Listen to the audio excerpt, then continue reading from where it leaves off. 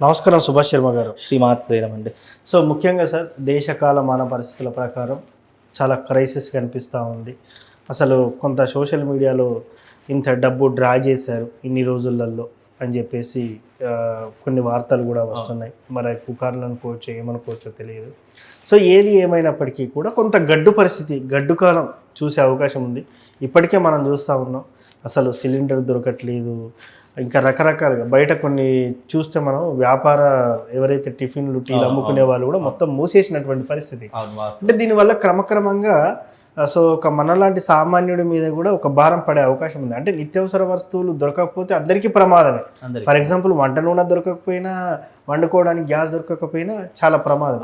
ఏంటి సార్ అసలు మీ ప్రిడిక్షన్ ఏం చెప్తుంది? నిజంగానే ఒక విపత్కర పరిస్థితి ఏమన్నా రాబోతుందా, లేకపోతే ఇలానే కొనసాగుతుంది కొన్ని రోజులని ఏమైనా చెప్తారా మీరు?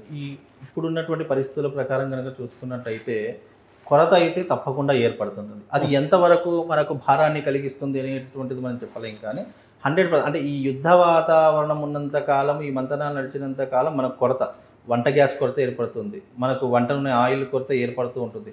అలాగే మనకు ఈ పెట్రోలు డీజిల్ ధరలు కూడా, ఆ ధరలు పక్కన పెడితే అవి కూడా అందడం చాలా కష్టమైపోయినటువంటి పరిస్థితులు చూస్తాము. ఇలా ఒకటి కాదు, మనిషి వాడేటటువంటి నిత్యావసర సరుకులు ఏవైతే ఉన్నాయో దాని మీద కనుక భారం పడితే దేశ ఆర్థిక వ్యవస్థే కాదు, మొత్తం మన భారతదేశం అంతా కూడా ఆర్థిక వ్యవస్థలో మునిగిపోయినటువంటి పరిస్థితులు ఏర్పడుతూ ఉంటాయి. అంటే కొనలేనటువంటి సిచ్యువేషన్. ఇక మన పూర్వ పద్ధతులు కట్టెల పొయ్యిలు లేదంటే కరెంటు పొయ్యిలు ఇవే వచ్చేటటువంటి అవకాశం ఉంటుంది తప్ప ఇక వంట గ్యాస్ కానీ, వంటకు సంబంధించిన క్రూడ్ ఆయిల్స్ కానివచ్చు, అంటే చమురులు ధరలు కావచ్చు, ఇవన్నీ కూడా విపరీతంగా పెరిగిపోతే మనిషికి ఆర్థిక భారం పెరిగిపోయి అవన్నీ కూడా భరించలేనటువంటి పరిస్థితిలో ఉంటాడు. దాని ద్వారా మనకి ఎన్నో రకాల విపత్కరమైన పరిస్థితులు నెలకొంటూ ఉంటాయి. ఇది ఇంకా కొన్ని రోజుల పాటు గడిచేటటువంటి అవకాశం ఉంది. శాశ్వతమైనటువంటి పరిష్కారం అనేటటువంటిది తప్పకుండా ఉంటుంది. అది బికాజ్ అది గవర్నమెంట్ రంగ చేతిలో ఉంటుంది. అది ఆయా దేశాల మంతనాల మీద ఆధారపడి ఉంటుంది. కాబట్టి ఇప్పుడున్నటువంటి పరిస్థితుల్లో తప్పకుండా దీని యొక్క ప్రభావం మాత్రం మనం అనుభవించేటటువంటి పరిస్థితుల్లో మాత్రం తప్పకుండా ఉంటామండి. అది ఇంకా కొంతకాలం ఇలాగే నడిచేటటువంటి పరిస్థితులు ఏర్పడతాయి.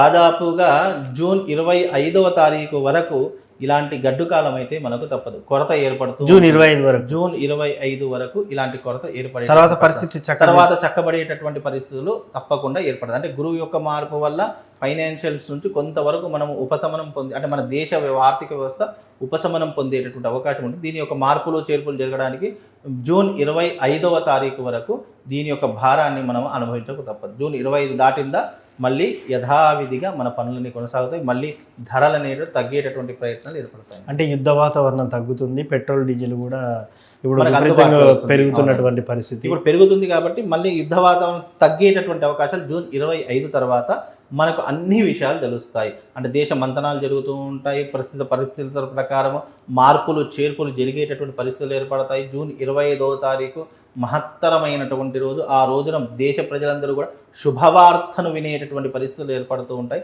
తప్పకుండా దీని యొక్క అనుభూతిని ప్రతి ఒక్క భారతీయుడు పొందేటటువంటి అవకాశం ఏర్పడుతుంది.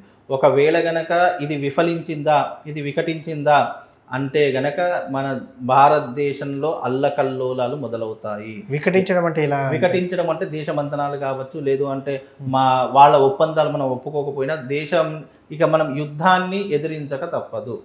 ఇక యుద్ధం చేయవలసినటువంటి పరిస్థితులు అయితే తప్పకుండా ఏర్పడుతుంది. అందుకే ఏ డెసిషన్ తీసుకున్నా జూన్ 25వ తారీఖు వరకు డెసిషన్ తీసుకోవాలి. లేదు అంటే దాని తర్వాత ఇప్పుడు మనం దుబాయ్లో చూసాము, అలాగే మనకు ఇజ్రాయిల్లో చూసాము. ఇలాంటి వాతావరణాలు మళ్ళీ భారతదేశానికి కూడా విపత్తు పొంచి ఉండేటటువంటి పరిస్థితులు ఏర్పడతాయి. అంతవరకు రాకుండా ఉండేటటువంటి బాధ్యత మన దేశ ప్రధాని గారు తీసుకోవాలి. అలాగే రాష్ట్ర ప్రభుత్వం కూడా ఇలాంటి దాని మీద మంతనాలు జరిపిస్తే దాని యొక్క పరిస్థితుల ప్రభావం పెరుగుతుందా తగ్గుతుంది. ఇప్పుడు సాధారణమైనటువంటి మనిషి అయితే ఏం చేయలేడండి. దీనికంటూ ఒక వ్యవస్థ ఉంది, దీనికంటూ విచారణ చేసేటటువంటి వ్యవస్థ ఉంది.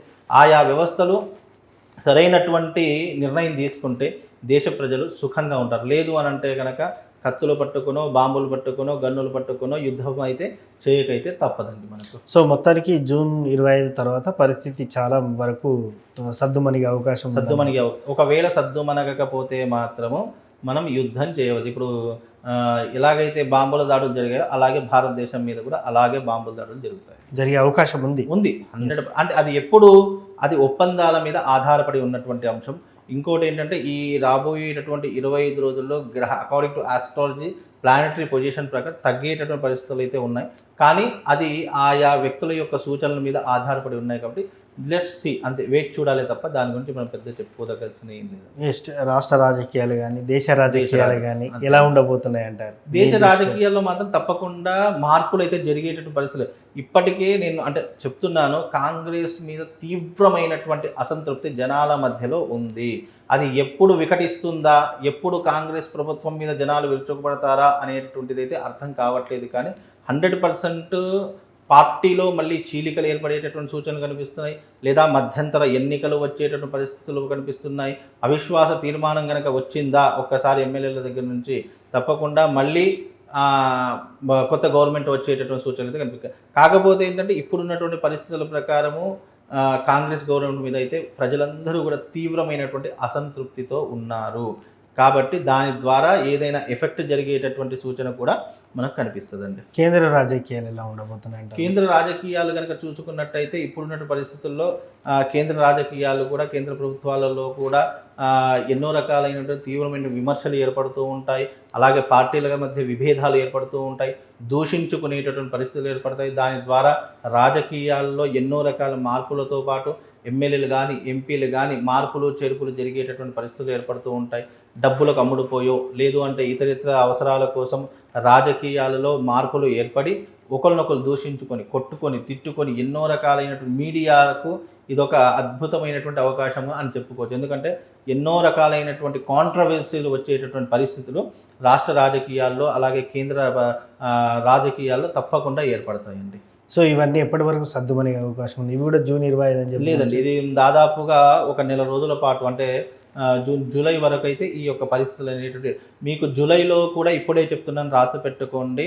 100% దేశ రాష్ట్ర రాజకీయాల్లో లేదా మన రాష్ట్ర రాజకీయాల్లో తప్పకుండా ఒక చరిత్ర సృష్టించేటటువంటి పరిస్థితులు ఏర్పడతాయి. ఇది కూడా రాసి పెట్టుకోండి. అంటే వ్యక్తి మారడం కావచ్చు, లేదు అని అంటే కనుక మనకు కొత్త పార్టీ అనేటటువంటిది రావచ్చు. అంటే కొత్త పార్టీ అంటే మళ్ళీ కొత్త సీఎం కావచ్చు, లేదు అని అంటే కనుక వేరే పార్టీ అధికారంలోకి వచ్చేటటువంటి అవకాశం కానీ ఇలాంటివి తప్పకుండా జరిగేటటువంటి పరిస్థితులు అయితే ఏర్పడేటటువంటి అవకాశాలు ఉన్నాయండి. సో మొత్తానికి దేశకాలమాన పరిస్థితుల ప్రకారం ఇలాంటి గడ్డి పరిస్థితులు మనం చూడబోతున్నాం. అవునండి. So thank you sir.